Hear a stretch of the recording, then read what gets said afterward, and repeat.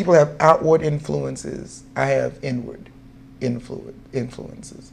I look at playing the piano or creating music as something that is a deeply intimate and personal experience. To me, making music and music is a way of life and the basis of my survival. Can't get out, can't go up, don't give in. What's a man to do?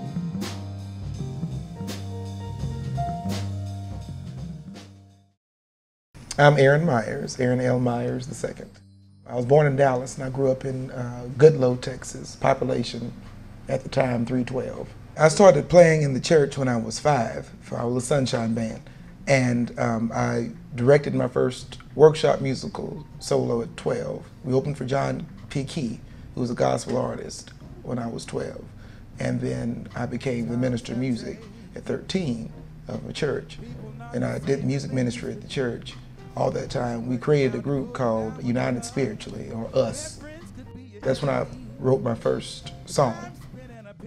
I graduated in June of '01, and in July of '01, I was in the Army, and I was stationed at Fort Gordon, Georgia. The Army was quite tricky on how to keep it up, but I managed to become our battalion choir director and the choir director for the brigade.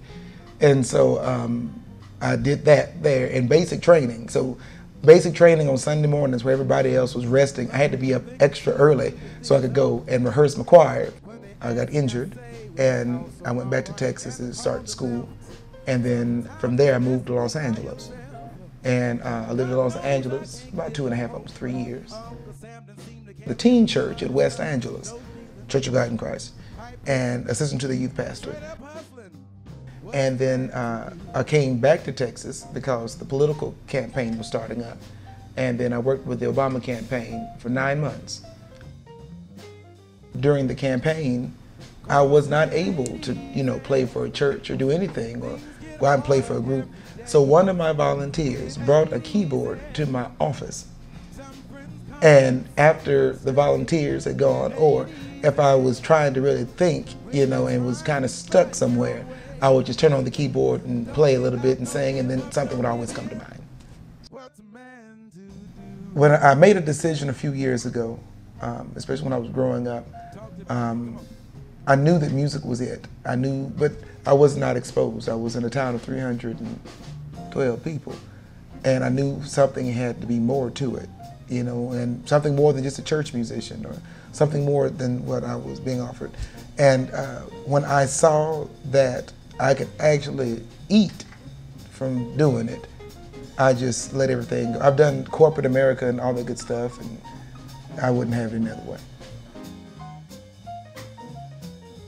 When I first started the Black Fox, there was no sound system.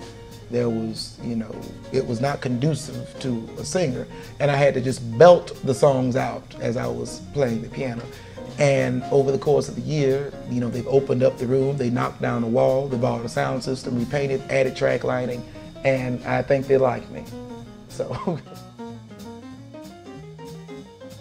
I've been at the Black Fox Lounge for over a year. So I'm their resident artist here now, the first and third Fridays of every month.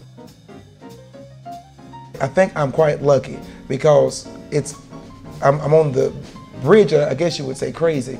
It's odd to be able to hear rhythms and tunes in your head, and after you get over the shock that it scares you half to death, when you actually are able to put that to, the pen and the paper and your hands to the piano, people appreciate them.